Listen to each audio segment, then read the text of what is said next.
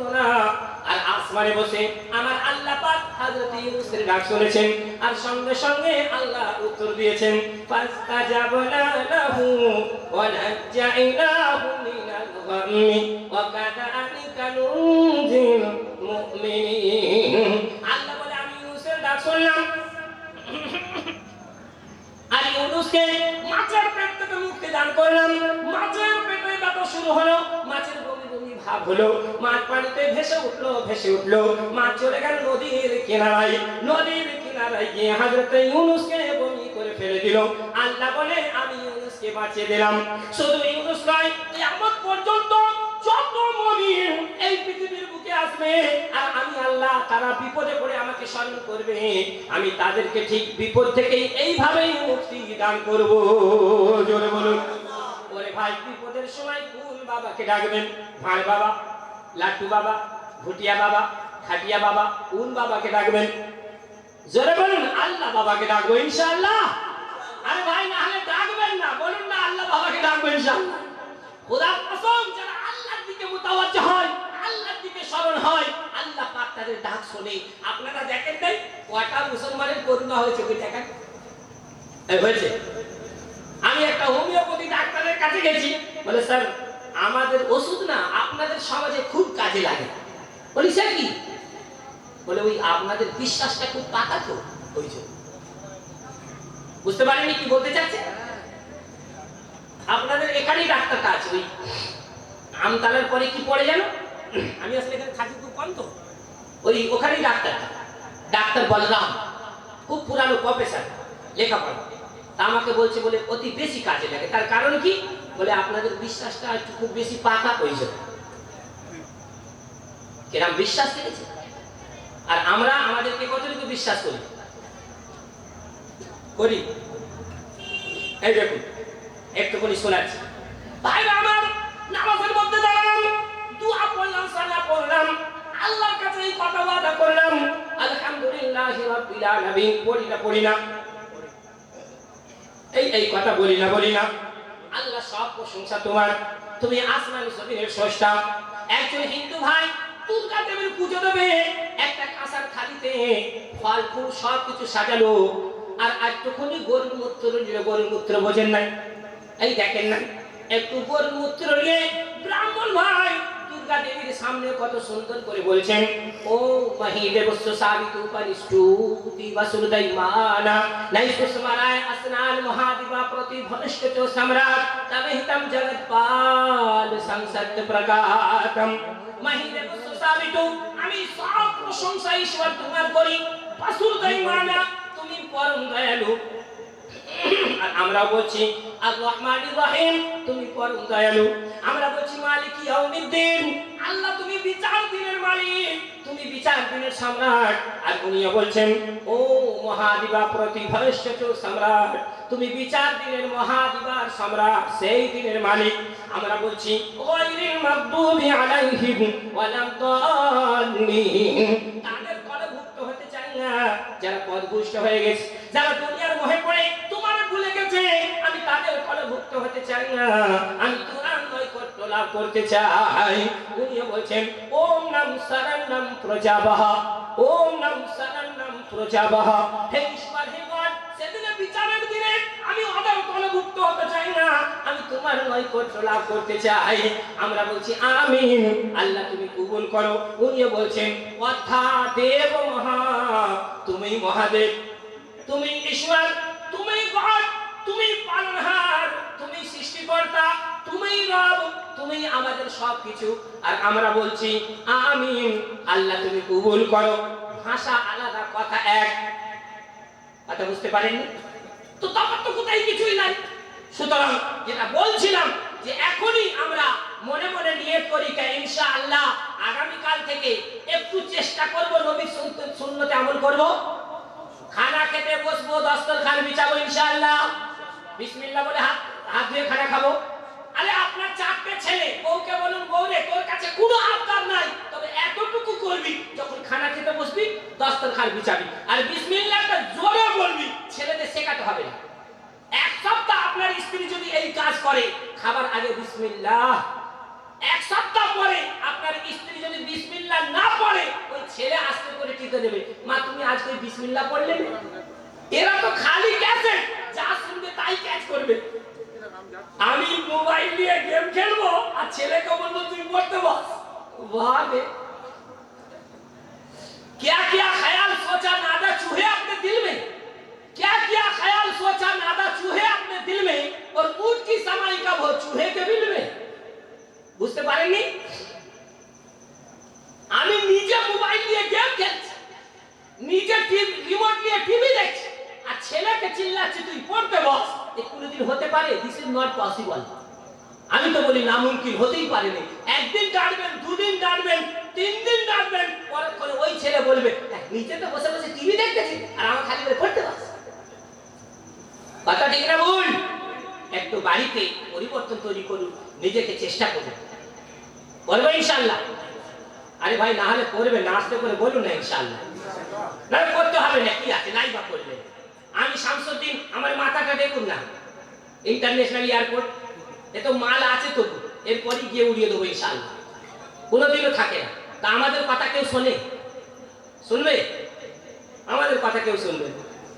যদি শুনতো আলহামদুলিল্লাহ আজ পরিবর্তন হতো। আমি তো অনেক জলসায় গিয়ে বলি যে আমরা আমাদের বক্তৃতাটাকে একটু যদি বাস্তবে নিয়ে আসি তাহলে মানুষ অনেক পরিবর্তন হবে, খালি কানে হাত দিয়ে চেঁচালে হবে না। যে এড়ে গরু আর দুধের আশা, এই আপনাদের এদিকে জলসা, এই কি বলে তোমার ওই গজল হয় না, হয় না? আমি একটা জলসা করে আর একটা জলসায় যাচ্ছি, আর শিল্পীরা দেখি একদম হাড় ফুল মালা সব ভাঁই করে ফেলেছে, আর রাতের বেলা সব পুরো প্যাক রাস্তা, যাবো কোথা থেকে?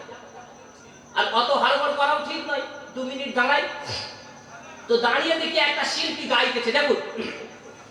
দেখি আকাশের গাই ঈদের চাঁদ বেশে যাই, দেখে মন ভরে যাই, হাজার সালাম জানাই, দেখে মন ভরে যাই, হাজার সালাম জানাই।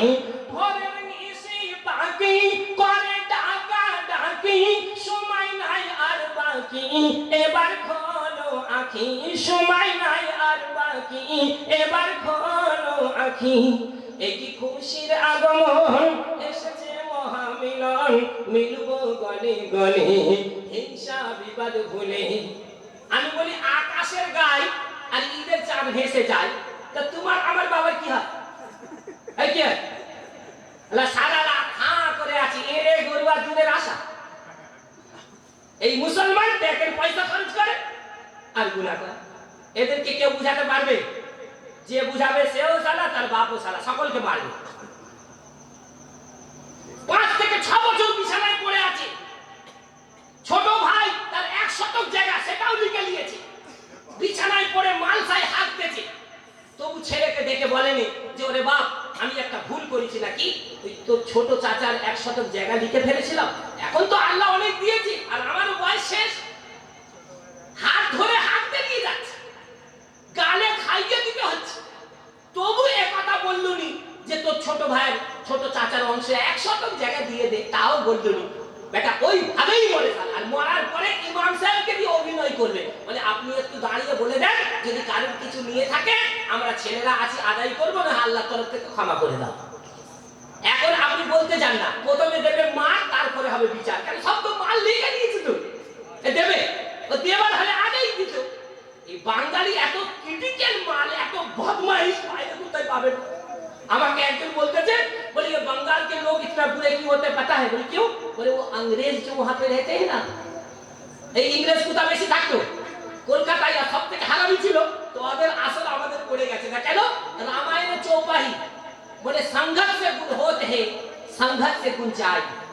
রেকর্ডিং করবে, এসব শের কোথায় পাবে না শামসুদ্দিন ছাড়া। বলে संघर्ष से गुण होते हैं, संघर्ष से गुण जाए, और बांस फांस मिश्री एक ही भाव बिकाए। এই আতরগুলার সঙ্গে বন্ধুত্ব হলে আতরের বাস পাবেন না, পাবেন না? একটু কথা বলুন না। আর মেথরের সঙ্গে বন্ধুত্ব হলে জি বউ খেতে দিয়েছে, ভাত খাচ্ছে, হঠাৎ করে একটা ফোন এসে গেছে, ফোনটা দেখেই বুঝতে পেরেছে পেমেন্টের ব্যাপার আছে।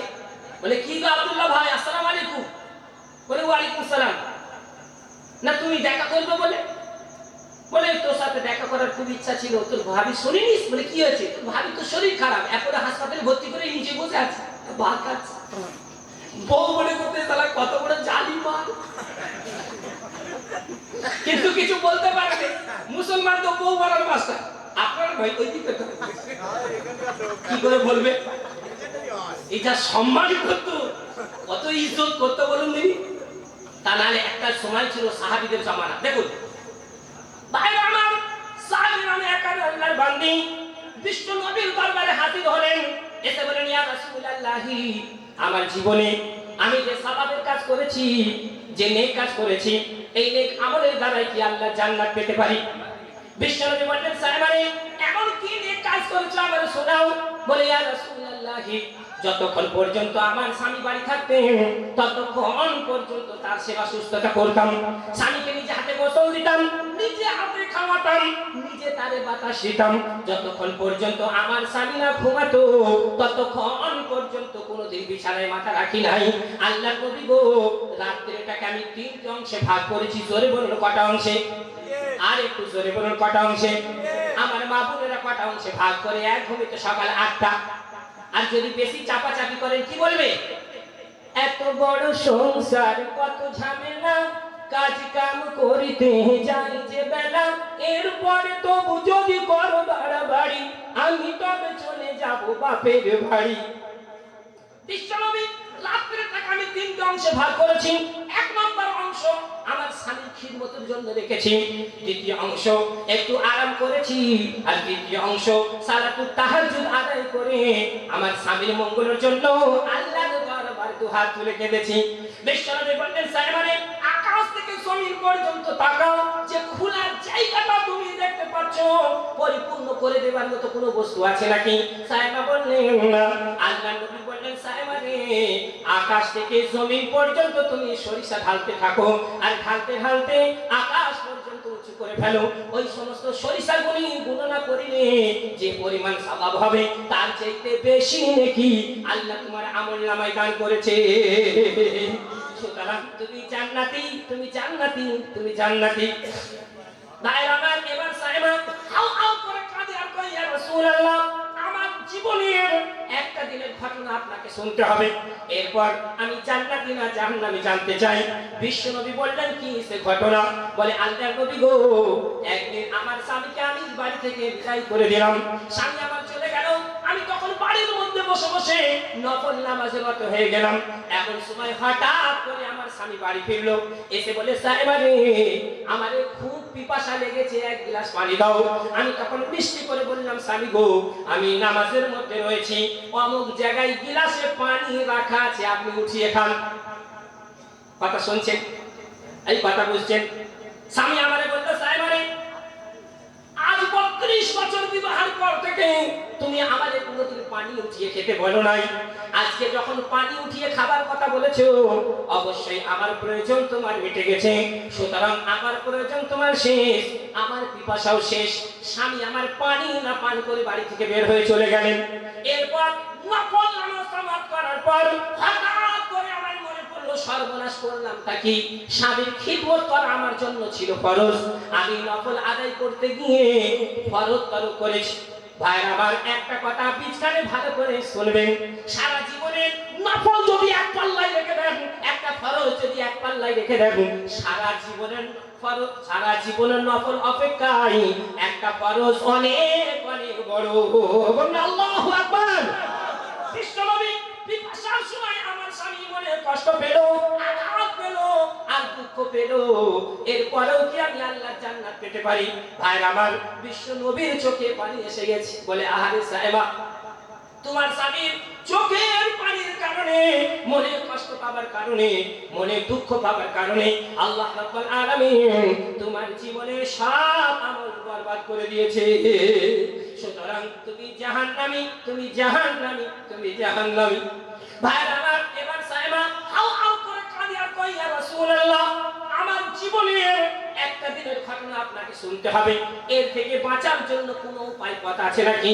বিশ্ব নবী বললেন, অবশ্যই উপায় পথ আছে। তুমি কি তোমার স্বামীর থেকে ক্ষমা নিয়েছো নাকি? তখন বলছে, আল্লাহর নবী গো, তাহলে আপনি ঘটনা শুনুন। একদিন আমার স্বামীকে আমি বাড়ি থেকে বিদায় করে দিলাম, স্বামী আমার চলে গেল। আমি তখন বাড়ির মধ্যে বসে বসে নফল নামাজে রত হয়ে গেলাম। এমন সময় হঠাৎ করে আমার স্বামী বাড়ি ফিরলো। স্বামীকে নিজে হাতে গোসল দিলাম, নিজে হাতে খাওয়ালাম, নিজে তারে বাতাস দিলাম। স্বামী আমার ঘুমিয়ে গেল। আমার স্বামী ঘুমাবার পর আমি না ঘুমিয়ে স্বামীকে দুইখানা কদম চেপে আর চোখের পানি ফেলে কাঁদতে লাগলাম। আর বললাম, রব্বুল আলামিন, যতক্ষণ পর্যন্ত আমার স্বামী আমাকে ক্ষমা না করবে ততক্ষণ পর্যন্ত আল্লাহর কসম বালিশে মাথা রাখবো না। স্বামী আমার ঘুমিয়ে গেল। গভীর রাতে ঘুম ভাঙার পর আস্তে করে বলে, সায়মা তুমি কোথায়? আমি তখন তার পায়ের কাছে বসে আছি।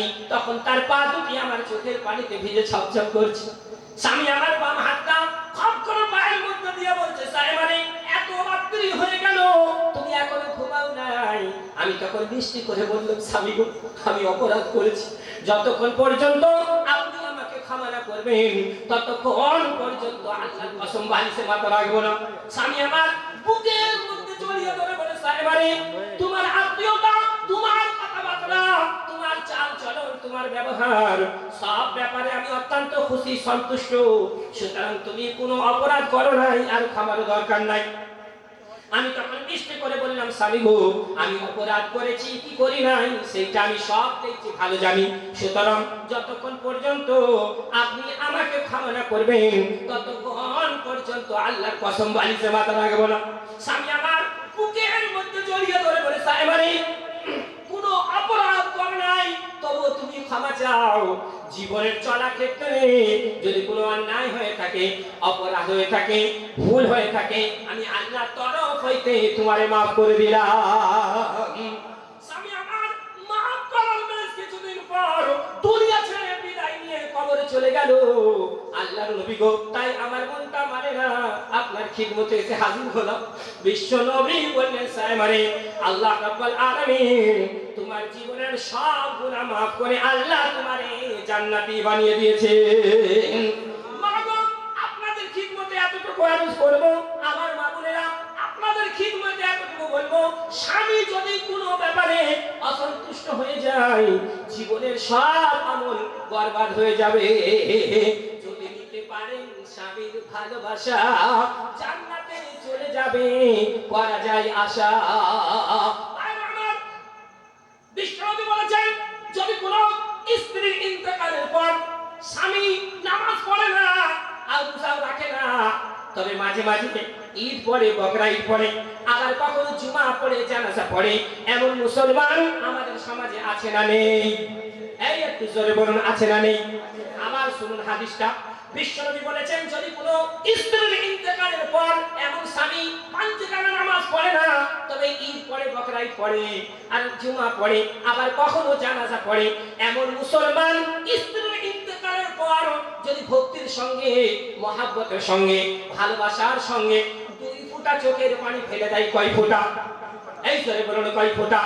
2 ফোঁটা চোখের পানি ভক্তির সঙ্গে, মহাব্বতের সঙ্গে, ভালোবাসার সঙ্গে যদি 2 ফোঁটা চোখের পানি ফেলে দেয়, ওই স্বামীর 2 ফোঁটা চোখের পানি নাকের ডগায় স্পর্শ করে আল্লাহর জমিনে পড়ার আগে ওই স্ত্রীর জীবনের সব গুনাহ আল্লাহ রাব্বুল আলামিন মাফ করে দেবে। তাই বলে কি আমরা কথাই কথাই বউকে ধরে মারবো নাকি? এই নবীজি বউ মেরেছে, সারা জীবনে স্ত্রীর গায়ে হাত দিয়েছে। এখানে কথাই কথাই অশ্লীল কথা বলি, বলে ভাই, যারা স্ত্রীর গায়ে হাত দেয়, অশ্লীল কথা বলে, খোদার কসম ওদের বাড়ি থেকে আল্লাহ বরকত তুলে নেবে। যাদের স্বামী স্ত্রী মহব্বত হবে, ভালোবাসা হবে, আল্লাহ বরকত ভরে দেবে। আর যাদের স্বামী স্ত্রীতে সাপে লেউলে হবে, আল্লাহ ওর ঘরে অশান্তি আর অশান্তি ভরে দেবে। এইবারে কি করবেন বলুন ভাইরা আমার? उठो मुआज़िन तुमको जगाए, तुझे सुबह की अज़ान पुकारे, तू अब तक सो रहा है, तू अब तक सो रहा है। उठो मुआज़िन तुमको जगाए, तुझे सुबह की अज़ान पुकारे, तू अब तक सो रहा है, तू अब तक सो रहा है। याद इलाही में,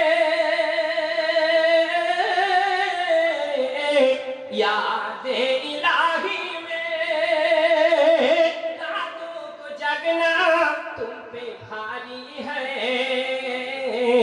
नमाज़े फजर से बढ़कर,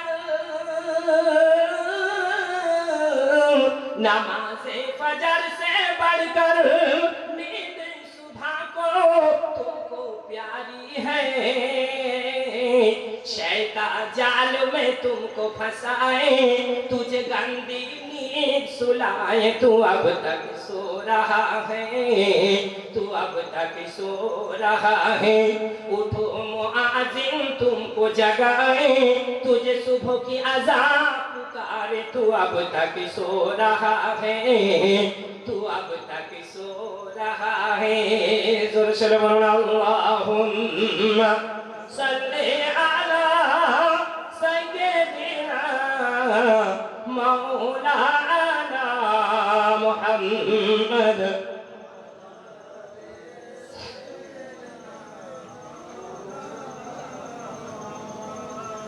মাশাআল্লাহ, আপনাদের ধৈর্য খুব সুন্দর কথা। আল্লাহ আপনাদের ধৈর্যকে কবুল করুন। বলুন আমি, চিল্লা বলুন আমি।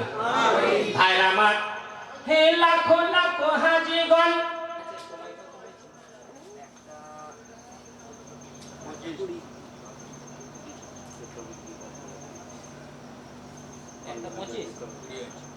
আমাদের এই জলসার আমি তো অনেক জিম্মেদার আছি, তবে আমি শুধু জামাল ভাইকে চিনি। জামাল ভাইয়ের হোসনে সুলুক, মোহাব্বত, ভালোবাসা আমার অন্তরে জায়গা বানিয়ে দিয়েছে। আল্লাহ কবুল করুক আপনাদের জলসাকে। জামাল বাবু আছে কি? ओ माशाअल्लाह, अरे आप तो आप हैं, सबका बाप है, छुप के क्यों बैठे हैं भाई जी? एक शेर सुनुन, तू हिंदू है मैं मुस्लिम हूँ, हम दोनों हैं इंसान। तू हिंदू है मैं मुस्लिम हूँ, हम दोनों हैं इंसान। मैं पढ़ूं तेरा गीता, तू पढ़े मेरा कुरान। सुभान अल्लाह बोल ना। और एक बात सुनुन, तू हिंदू है मैं मुस्लिम हूँ, हम दोनों हैं इंसान। मैं पढ़ूं तेरा गीता, तू पढ़े मेरा कुरान। अरे मंदिर मस्जिद गिरजा घर ने बांट लिया भगवान को, मंदिर मस्जिद गिरजा घर ने बांट लिया भगवान को। धरती बांटी सागर बांटा, क्या बांट सका इंसान को? আমরা ছিলাম, আমরা আছি, আমরাই থাকবো।